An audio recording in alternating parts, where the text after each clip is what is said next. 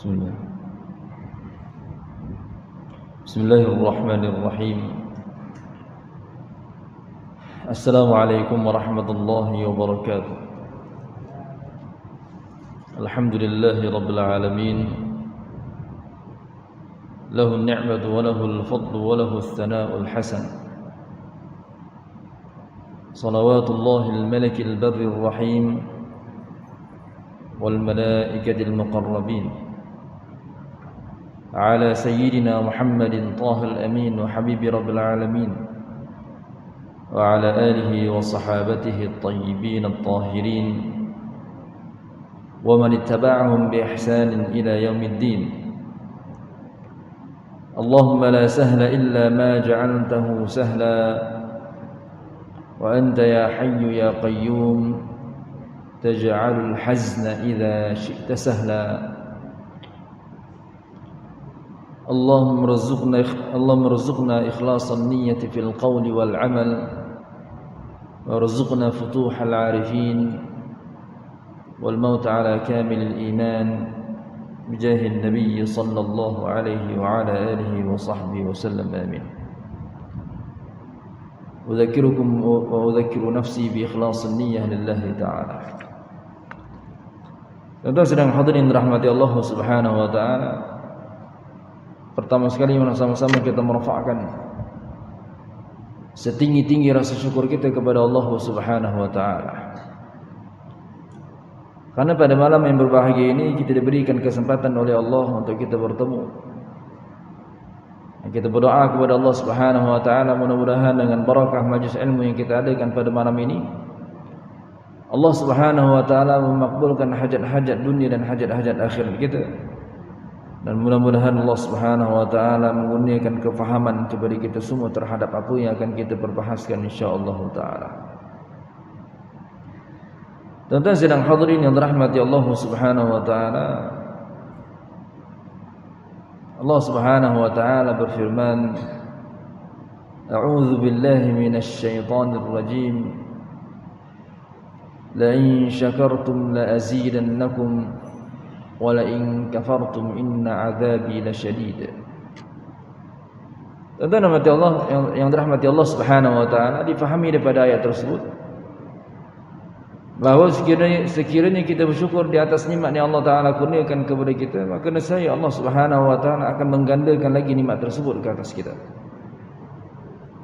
Adapun tatkala seseorang itu menderhakai Allah Subhanahu wa taala, bermaksiat terhadapnya, melakukan perkara-perkara yang diharamkan oleh Allah Subhanahu wa taala dan Rasulnya, maka di saat itu tuan-tuan, orang tersebut pada hakikatnya tidak mensyukuri akan nikmat Allah Subhanahu wa taala, tidak mensyukuri akan nikmat yang Allah taala kurniakan kepadanya. Allahumma shalli ala sayyidina Muhammad. Maka orang yang seperti ini tuan-tuan diancam azab oleh Allah Subhanahu wa taala, diancam siksaan daripada Allah Subhanahu wa taala pada hari akhir kelak. Maka tuan-tuan sedang hadirin dirahmati Allah Subhanahu wa taala, sebab itulah setiap daripada nikmat yang Allah taala kurniakan kepada kita tuan-tuan, wajib kita bersyukur di atas nikmat tersebut. Dalam erti kata yang lain, kita menggunakan nikmat tersebut pada mentaati Allah Subhanahu wa taala. Itu yang dikatakan syukur. Yang dikatakan syukur itu adalah apabila kita menggunakan nikmat yang Allah Subhanahu wa taala kurniakan kepada kita itu tuan-tuan pada mentaati Allah Subhanahu wa taala.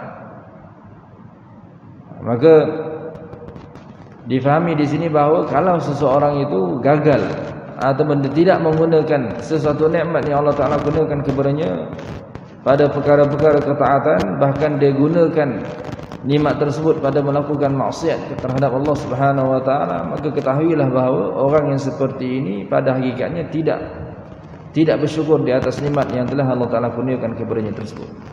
Contoh, nikmat mata yang Allah taala kurniakan kepadanya, maka tanda bahawasanya dia bersyukur di atas nikmat mata yang Allah taala kurniakan kepadanya adalah apabila dia menggunakan matanya itu untuk melihat perkara-perkara yang halal, perkara-perkara yang yang dibolehkan dalam Islam. Adapun tuan-tuan, tak kala dia menggunakan matanya itu untuk melihat perkara-perkara yang diharamkan oleh Allah Subhanahu wa taala, maka ini bermakna bahawa orang tersebut pada hakikatnya tidak mensyukuri nikmat mata yang Allah Taala kurniakan kepadanya. Allahumma salli ala sayyidina Muhammad wa ala alihi. Tuan-tuan sedang hadirin dan rahmati Allah Subhanahu wa taala. Maka begitulah segala nikmat yang lain tuan-tuan Allah Ta'ala kurniakan kepada kita, maka wajib ke atas kita mensyukuri akan nikmat-nikmat tersebut. Allahumma salli ala sayyidina Muhammad wa ala alihi. Pada malam ini insyaAllah tuan-tuan kita akan sambung perbahasan kita pada membahaskan Risalatul Khalasi bi tafsiri suratul Ikhlas. Yang masih lagi belum habis kitab ini tuan-tuan. Risalah Al-Khalas pada mentafsirkan surah Al-Ikhlas. Pada pertemuan yang lalu kita telah pun membahaskan tentang ayat yang kedua. Dan pada malam ini tuan-tuan kita akan masuk pada pembahasan ayat yang ketiga, di mana Allah Subhanahu wa taala berfirman, A'udzu billahi minasy syaithanir rajim. Lam yalid wa lam yulad. Maknanya dia tidak mempunyai anak dan tidak diperanakkan. Berkata mu'allif rahimahullahu ta'ala, Allahu laysa lahu waladun wala abun wala ummun wa huwa munazzahun an ayyahulla fi makhluqatih wala yajuzu i'tiqadu anna Allaha halun fil amakin fala yajuzu an yuqala Allahu mawjudun fi kulli makan. Kata Tuan Syekh rahimahullahu ta'ala, Allah tidak mempunyai anak dan Allah tidak mempunyai bapa, dan Allah Subhanahu wa ta'ala tidak mempunyai ibu, dan dia maha suci daripada meresap ke dalam makhluknya, dan tidak boleh beriktikad bahawasanya Allah Subhanahu wa ta'ala meresap ke dalam tempat-tempat. Maka tidak boleh berkata Allah Subhanahu wa ta'ala wujud di mana-mana atau di setiap tempat. Jadi tuan-tuan dan rahmati Allah Subhanahu wa ta'ala, i'tiqad kita, i'tiqad golongan Ahlus Sunnah wal Jamaah adalah kita meyakini bahawasanya Allah Subhanahu wa ta'ala tidak ada baginya anak, tidak ada baginya ibu atau bapa. Kerana Allah Subhanahu wa ta'ala adalah pencipta. Huwal khaliq, huwa wahdahul khaliq. Hanya dia jua yang mencipta. Tidak ada yang mencipta selain Allah Subhanahu wa ta'ala. Maka apabila kita faham bahawa Allah Subhanahu wa ta'ala itu juga pencipta, hanya Allah Ta'ala yang menciptakan akan segala sesuatu yang berada di dalam alam ini, maka pencipta tuan-tuan,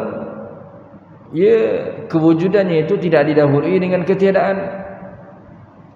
Kalau Allah Subhanahu wa ta'ala itu ada permulaan bagi kewujudannya, maka kata ulama, nescaya Allah Subhanahu wa ta'ala berhajat kepada yang menjadikannya daripada tiada kepada ada. Sedangkan yang berhajat itu lemah, dan yang lemah mustahil ke atasnya ketuhanan. Allahumma salli ala sayyidina Muhammad wa ala alihi. Tuan-tuan sedang hadirin yang dirahmati Allah Subhanahu wa ta'ala, maka tidak boleh kita berkata bahawasanya Allah Subhanahu wa ta'ala ada baginya bapa, ataupun ada baginya ibu, ataupun ada baginya anak, wal iyadzu billahi min dzalik. Adapun Sayyidina Isa alaihi salam, ia adalah salah satu makhluk daripada makhluk-makhluk yang Allah Ta'ala ciptakan. Sayyidina Isa alaihi salam adalah seorang manusia yang mana Allah Subhanahu wa ta'ala langsung meniupkan ruh Nabi Allah Isa alaihi salam yang mulia itu tuan-tuan ke dalam rahim Sayyidah Maryam, tanpa melalui proses yang biasa dilalui oleh manusia. Allahumma salli ala sayyidina Muhammad wa ala alihi. Yani Sayyidah Maryam tuan-tuan, Allahumma salli ala sayyidina Muhammad wa ala ali. Beliau mengandung tanpa bukan dalam keadaan Allahumma salli ala sayyidina Muhammad bukan dalam keadaan beliau telah pun bernikah. Tidak. Beliau adalah seorang wanita yang salihah, wanita yang taqiyah, yang bertakwa, yang salih, yang salihah, taat kepada Allah Subhanahu wa taala. Bahkan beliau adalah waliyah min awliyaillah. Beliau adalah seorang wali perempuan di kalangan para wali Allah. Karamah bagi Sayyidah Maryam ditonton zahir.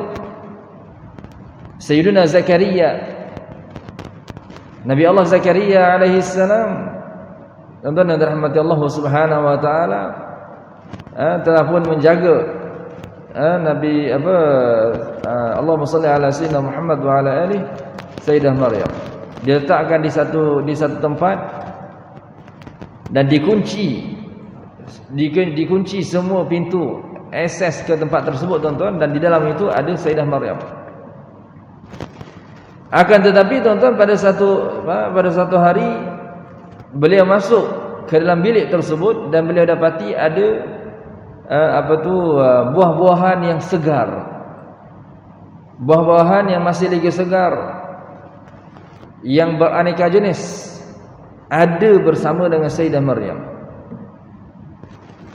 Dan rahmati Allah Subhanahu wa taala, lalu ditanya kepada Sayyidah Maryam, "Anna laki hadza?" Macam mana kamu boleh ada buah-buah yang seperti ini, sedangkan segala pintu, segala akses yang ada untuk nak masuk ke dalam bilik tersebut telah pun dikunci oleh Zakaria. Tuan-tuan yang dirahmati Allah Subhanahu wa taala. Lalu kata Sayyidah Maryam, ini adalah anugerah daripada Allah Subhanahu wa taala. Ia adalah anugerah daripada Allah Subhanahu wa taala yang diturunkan oleh Allah taala terus kepada Sayyidah Maryam pada ketika itu. Maka ini karamah yang zahir, satu perkara luar biasa yang zahir kepada seorang wanita yang salihah seumpama Sayyidah Maryam. Allahumma salli ala sayyidina Muhammad wa ala alihi. Tuan-tuan sedang hadirin yang dirahmati Allah Subhanahu wa taala. Jadi Sayyidah Maryam tuan-tuan, beliau mengandungkan Sayyidina Isa alaihi salam tanpa melalui perkahwinan. Allah Subhanahu wa taala langsung meniupkan roh Sayyidina Isa alaihi salam yang mulia itu tuan-tuan ke dalam rahim Sayyidah Maryam, dan Allahumma salli ala sayyidina Muhammad, akhirnya Sayyidah Maryam melahirkan Sayyidina Isa dengan sempurna. Jadi di sisi Ahlussunnah wal Jamaah, di sisi kita tuan-tuan, Sayyidah Maryam adalah seorang wanita yang salihah, yang bertakwa kepada Allah. Adapun anaknya Sayyidina Isa alaihi salam itu adalah salah seorang nabi di kalangan para anbiya Allah.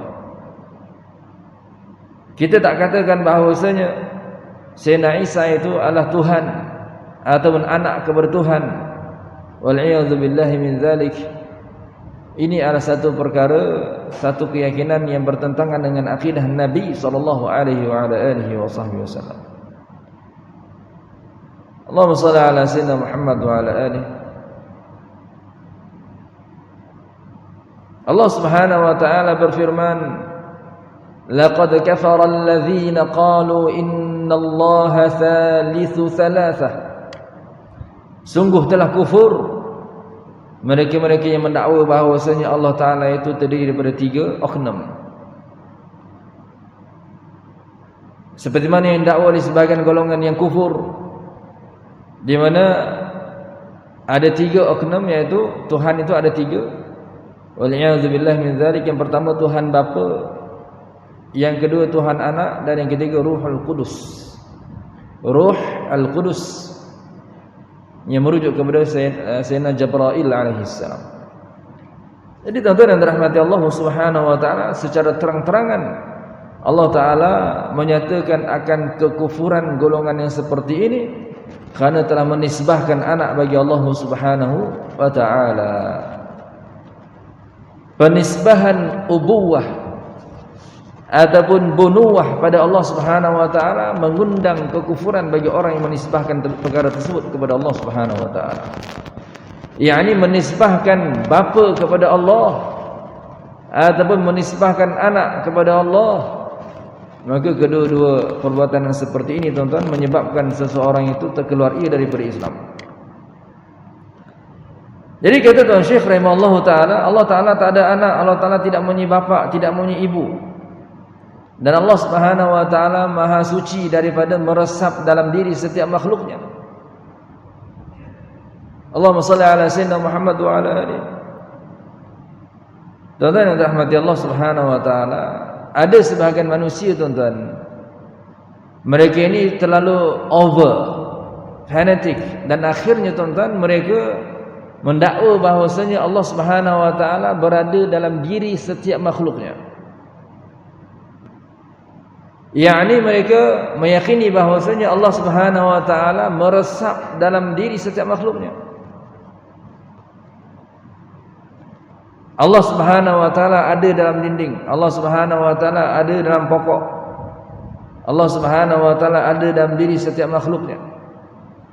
Sehingga dengan keyakinan yang seperti ini tuan-tuan, mereka mendakwa bahawa tidak ada beza di antara imam dan makmum, kerana kedua-duanya adalah Allah.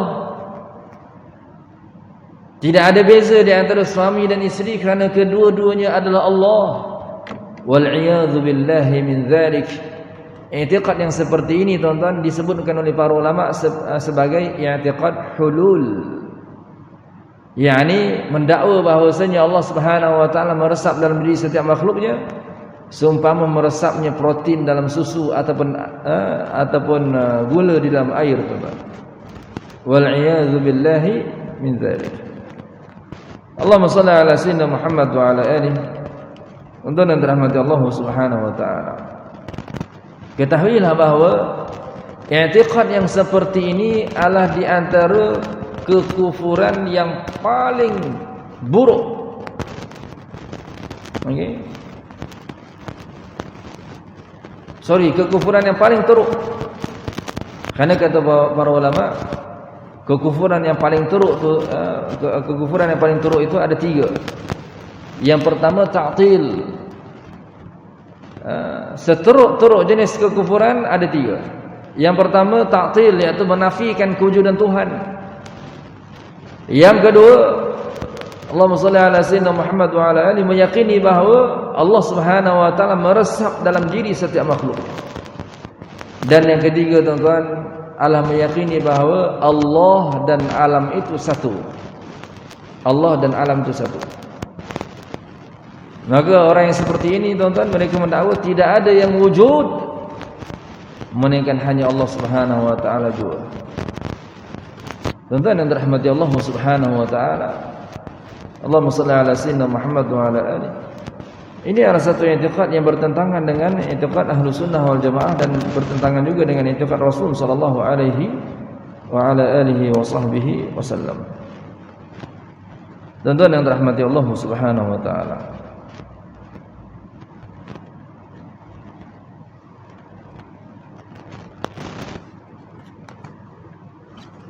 Syekh Tuan Husin Kedah dalam kitab beliau Hidayatul Mutafakkirin menukilkan ijma' ataupun persepakatan di kalangan para ulama tentang kufurnya mereka yang beriktikad dengan i'tiqad hulul ini, tuan-tuan. Dalam kitab Hidayatul Mutafakkirin, Allahumma shalli ala sayyidina Muhammad wa ala alihi, tak kala beliau membahaskan tentang beberapa jenis ataupun contoh i'tiqad-i'tiqad yang bertentangan dengan i'tiqad Ahlus Sunnah wal Jamaah yang membawa kepada kekufuran bagi mereka yang beriktikad dengan i'tiqad sedemikian. Kata beliau, maka keduanya sah bahawa berkata ia, iaitu aku. Artinya Allah itu aku dan aku ini ia. Ini beliau sedang bahaskan tentang kekufuran orang yang beriktikad dengan i'tiqad hulul. Di mana mereka yang seperti ini tuan-tuan meyakini bahawa Allah Ta'ala meresap dalam diri makhluknya seperti meresapnya gula dalam air. Wal'iyadzubillahi min dzalik. Lalu kata beliau apa? Berkata mereka itu, ia iaitu aku. Artinya Allah itu aku. Dan aku ini ia. Yani aku ini adalah Allah. Dan terangkatlah daripadanya suruh dan tegah, dan zahirlah daripada beberapa karamah yang ajib-ajib oleh barang yang tiada tasawur datangnya daripada manusia. Yani orang yang seperti ini tuan-tuan, bila kononnya dia dah mencapai satu tahap yang tinggi, lalu dia bersatu dengan Allah. Dia kata aku adalah Allah dan Allah adalah aku. Bila sampai ke tahap ini tuan-tuan, kononnya wal'iyadzubillah min dzalik, dia kata terangkat sudah daripadanya suruh dan tegah. Yang ni dah tak ada dah benda yang Allahumma salli ala sayyidina Muhammad, segala suruhan Allah Ta'ala dah tidak lagi wajib ke atasnya, dan segala tegahan yang Allah Ta'ala tegah ke atasnya tidak lagi menjadi satu tegahan dan menjadi satu perkara yang haram ke atasnya. Wal'iyadzu billahi min dzalik. Maka tuan-tuan yang dirahmati Allah Subhanahu wa taala, kata tuan Syekh lagi, maka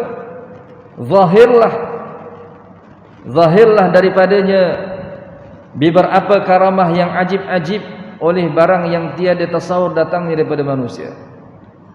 Maka dia ketika ini tuan-tuan dipermainkan oleh syaitan, iblis. Diperlihatkan kepadanya seolah-olah ada baginya karamah.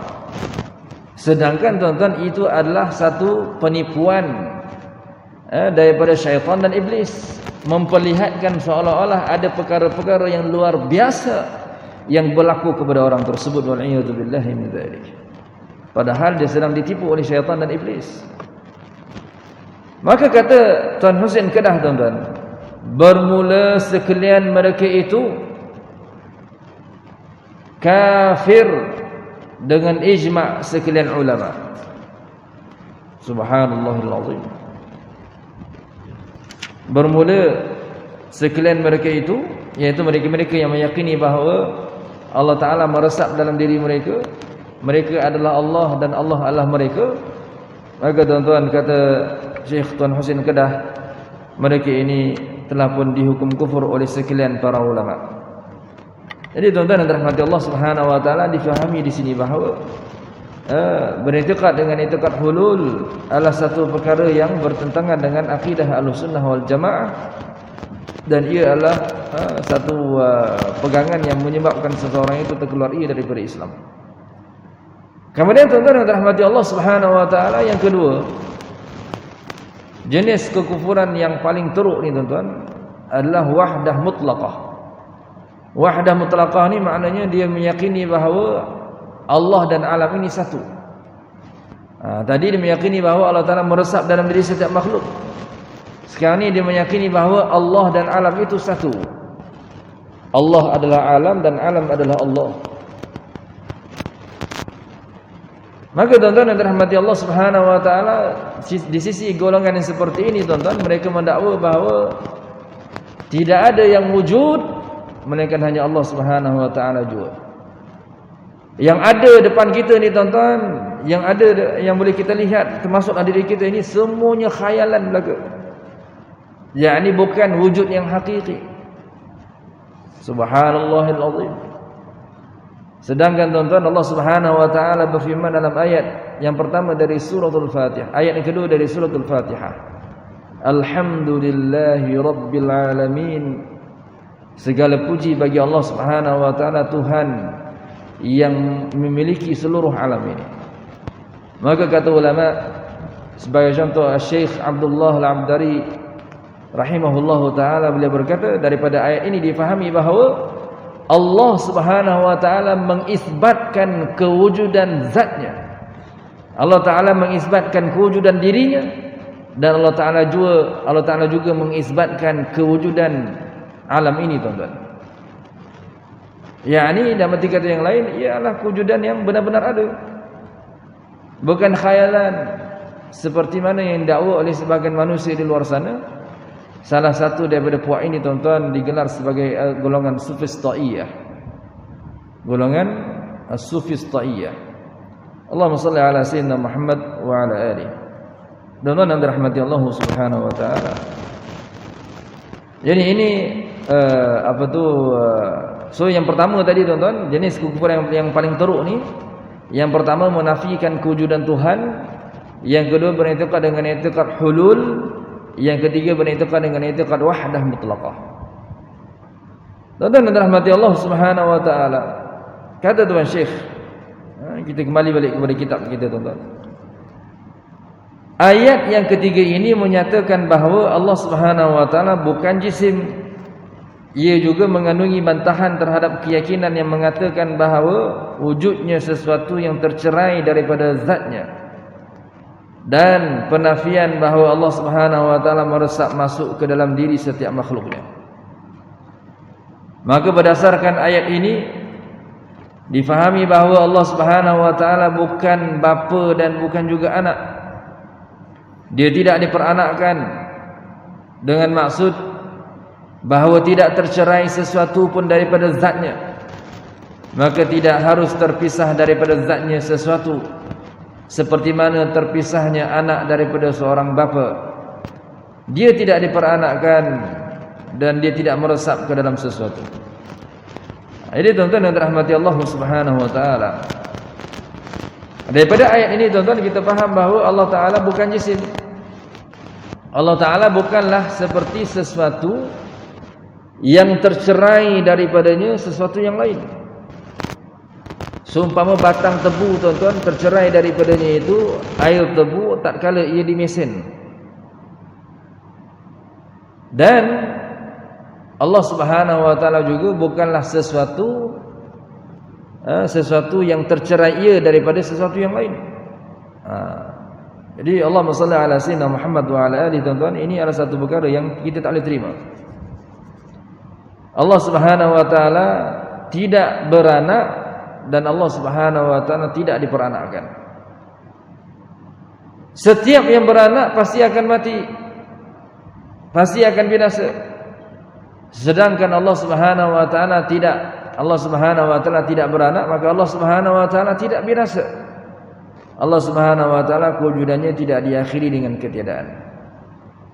Dan setiap yang diperanakkan tuan-tuan, kata ulama, setiap yang diperanakkan pula pasti akan ada permulaan bagi kewujudannya.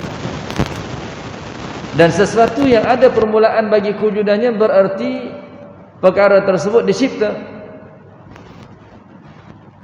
Maka tuan-tuan yang dirahmati Allah Subhanahu wa taala, seandainya Allah taala ada permulaan bagi kewujudannya, maka nescaya Allah taala dicipta oleh sesuatu yang lain. Nescaya Allah taala berhajat kepada yang menjadikannya tersebut, yang menciptakannya daripada tiada kepada ada. Sedangkan yang berhajat itu lemah, dan yang lemah mustahil ke atasnya ketuhanan. Allahumma salli ala sayyidina Muhammad wa ala alihi. Al-Syekh Abdul Ghani An-Nabulsi rahimahullahu taala, seorang ulama besar di di Beirut satu ketika dahulu tuan-tuan. Beliau berkata, innallaha la yahullu fi syai'in wa la yanhallu minhu syai' wa la yahullu fihi syai' laisa kamitslihi syai'. Sesungguhnya Allah Subhanahu wa taala tidak meresap ke dalam sesuatu pun daripada makhluk ciptaannya. Tidak juga ia berpisah daripadanya. Tidak juga berpisah daripadanya sesuatu pun, dan tidak ada sesuatu pun yang bersatu dengannya. Dia tidak menyerupai akan sesuatu pun daripada makhluk ciptaannya. Jadi ini tuan-tuan yang disebutkan oleh Syekh Abdul Ghani An-Nabulsi. Yang pertama beliau kata Allah taala tidak meresap ke dalam sesuatu pun daripada makhluknya. Yang kedua dia berkata tidak juga berpisah daripadanya itu sesuatu. Tidak ada sesuatu yang terpisah daripada zat Allah Subhanahu wa taala. Dan tidak ada sesuatu pun yang bersatu, yang menyatu dengan Allah Subhanahu wa taala. Dan Allah Subhanahu wa taala, kata Syekh Abdul Ghani An-Nabulsi, Allah Subhanahu wa taala tidak menyerupai akan segala sesuatu pun daripada makhluk ciptaannya. Al-Imam Mahyuddin Ibn Arabi rahimahullahu taala berkata, Man qala bil hulul fadinuhu al-ma'lul, wa ma qala bil ittihad illa ahlul ilhad. Barang siapa yang mendakwa berpegang dengan i'tiqad al-hulul, maka sungguh agamanya cacat. Dan tidaklah yang mendakwa berpegang dengan i'tiqad al-ittihad, yakni wahdatul wujud, melainkan mereka adalah tergolong di kalangan golongan yang mulhid. Jadi tuan-tuan dan rahmati Allah Subhanahu wa taala, Syekh Ibn Arabi, tuan-tuan, beliau berkata bahawa orang yang berpegang dengan i'tiqad hulul ni, tuan-tuan, maka mereka ini adalah golongan ilhad.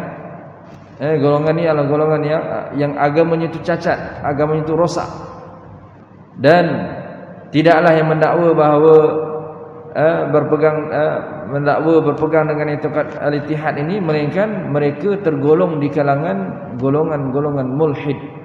Wal iyadzu billahi min zalik. Tuan-tuan yang dirahmati Allah Subhanahu wa taala, maka daripada ayat ini, tuan-tuan, ayat yang ketiga dari suratul Ikhlas, lam yalid wa lam yulad, Allah Subhanahu wa taala tidak beranak dan tidak diperanakkan, difahami daripadanya bahawa Allah Subhanahu wa taala tidaklah ia meresap dalam diri sesuatu yang lain, dan tidak ada sesuatu pun yang tercerai daripada zat Allah Subhanahu wa taala. Allah Subhanahu wa taala tidaklah ia bersatu dengan makhluknya, dan Allah Subhanahu wa taala juga tidaklah ia meresap dalam diri setiap makhluknya, seperti mana yang didakwa oleh sebagian manusia yang mendakwa tasawuf di luar sana, tuan-tuan. Allahumma salli ala sayyidina Muhammad wa ala alihi. Jadi tuan-tuan yang dirahmati Allah Subhanahu wa taala, itu intisari daripada ayat yang ketiga. Juga dikatakan, tuan-tuan, difahami daripada ayat ketiga ini bahawa Allah Subhanahu wa taala tiada permulaan bagi kewujudannya, dan Allah Subhanahu wa taala maha kekal dan tidak akan binasa. Sebab apa, tuan-tuan? Bila Allah taala nyatakan lam yalid wa lam yulad, dia tidak beranak dan tidak diperanakkan, kata ulama, setiap yang beranak itu pasti akan mati. Setiap yang beranak pasti akan binasa. Jadi apabila Allah Ta'ala nafikan, Allah Ta'ala nyatakan lam yalid, dia tidak beranak, maka maknanya Allah Ta'ala itu kekal dan tidak akan binasa. Walam yulad, dan Allah Subhanahu wa Ta'ala tidak diperanakkan. Apabila dinyatakan bahawa Allah Ta'ala tidak diperanakkan, maknanya, tuan-tuan, Allah Subhanahu wa Ta'ala itu kewujudannya tidak didahului dengan ketiadaan. Yani Allah Subhanahu wa taala tidak dicipta oleh sesuatu yang lain. Karena sesuatu yang ada permulaan bagi kewujudannya pasti berhajat kepada yang mengadakannya, yang menciptakannya daripada tiada kepada ada. Sedangkan yang berhajat itu lemah, dan yang lemah mustahil ke atasnya ketuhanan. Seperti mana yang disebutkan oleh para ulama tauhid, al-ihtiyajiyah tunafil uluhiyah. Keberhajatan itu menafikan ketuhanan. Allahumma shalli ala sayyidina Muhammad wa ala alihi. Tuan-tuan sedang hadirin yang dirahmati Allah Subhanahu wa taala. Kemudian ayat yang keempat, walam yakul lahu kufuwan ahad, dan tidak ada sesuatu pun yang serupa dengannya.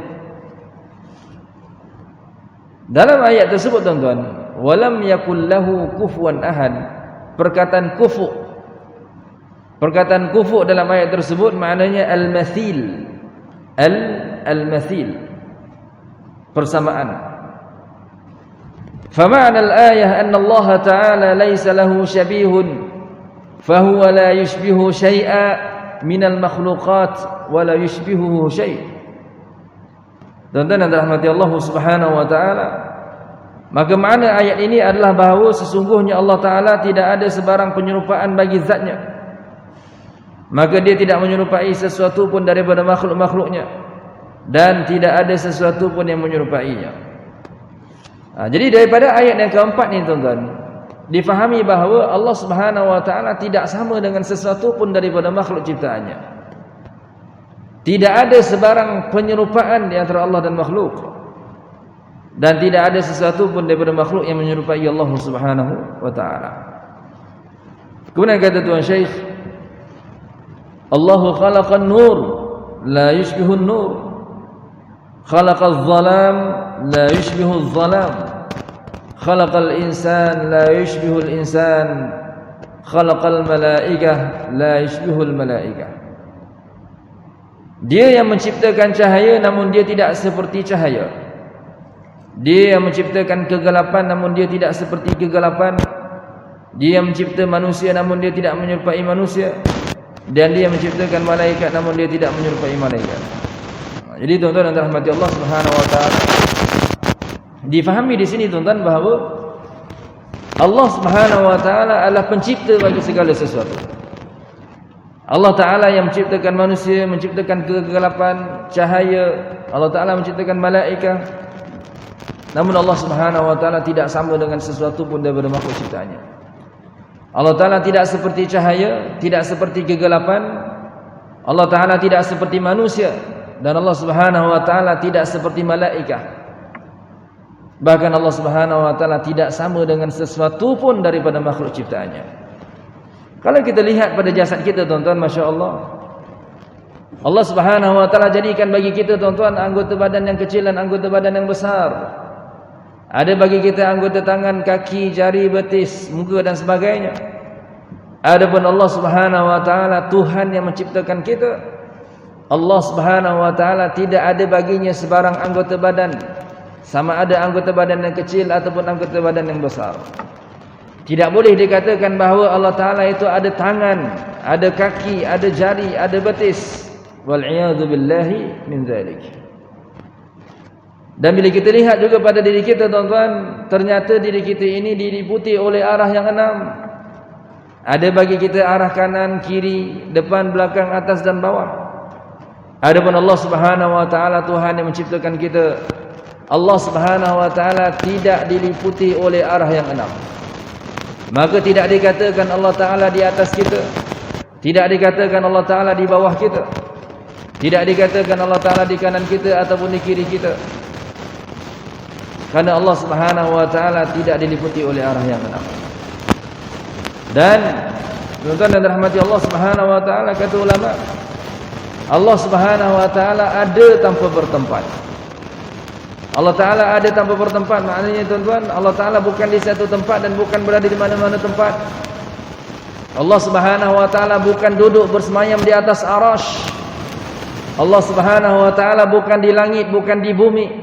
Dan Allah Subhanahu wa taala bukan berada di mana-mana. Kerana bertempat itu adalah sifat bagi makhluk. Allah Subhanahu wa taala tidak sama dengan makhluknya. Maka kalau begitu Allah Subhanahu wa taala ada tanpa bertempat. Tuan-tuan dan rahmati Allah Subhanahu wa taala, Allahumma salli ala sayyidina Muhammad. Al-Imam Abu Mansur Al-Baghdadi dalam kitab beliau Al-Farqu Bainal Firaq, beliau menukilkan ijma', yakni persepakatan para ulama. Kata beliau, wa ajma'u ala annahu la yahwihi makanun wa la yajri alaihi zaman. Para ulama Ahlus Sunnah wal Jamaah telah pun bersepakat kesemua mereka itu bahwasanya Allah Subhanahu wa taala tidak bertempat dan Allah Subhanahu wa taala tidak berlalu ke atasnya masa. Meyakini bahwasanya Allah Subhanahu wa taala ada tanpa bertempat ni tuan-tuan, ia adalah satu i'tiqad yang benar. Satu i'tiqad yang boleh diterima oleh akal kita tuan-tuan. Allahumma salli ala sayyidina Muhammad wa ala alihi. Kata ulama, seperti mana sah pada akal Allah Subhanahu wa taala ada tanpa bertempat dan tanpa arah sebelum tempat-tempat dan arah-arah diciptakan, maka begitulah juga sah pada akal Allah Subhanahu wa taala ada tanpa bertempat dan tanpa arah setelah tempat-tempat dan arah-arah diciptakan, kerana Allah Subhanahu wa taala tidak berubah. Jadi kewujudan Allah Subhanahu wa taala, kewujudan Allah Subhanahu wa taala sebelum Allah taala menciptakan segala sesuatu dan setelah Allah taala menciptakan segala sesuatu sama. Tak berbeza.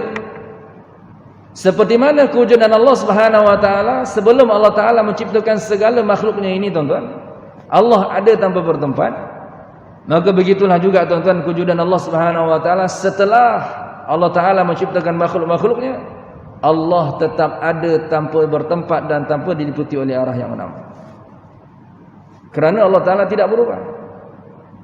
Kalau kita kata, tuan-tuan, bahwasanya sebelum Allah taala menciptakan arasy, Allah taala ada tanpa tempat. Kemudian selama mana Allah taala ciptakan arasy, Allah duduk bersemayam di atas arasy. Maknanya kita telah menisbahkan perubahan pada hak Allah Subhanahu wa taala. Sedangkan berubah daripada satu keadaan kepada keadaan yang lain ialah sebesar-besar sifat makhluk.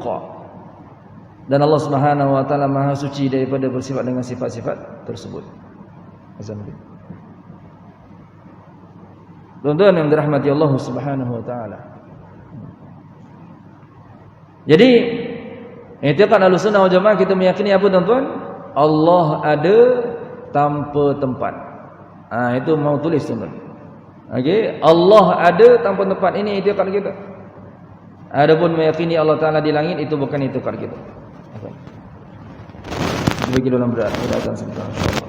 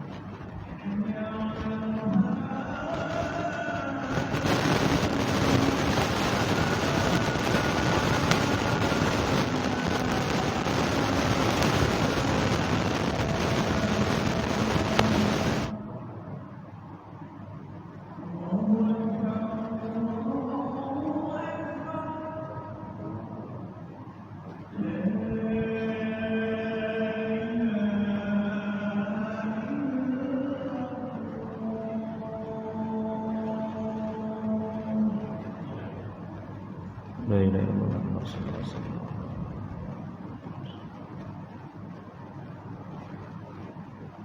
wasallam. Tuan-tuan sedang hadirin rahmati Allah Subhanahu wa taala.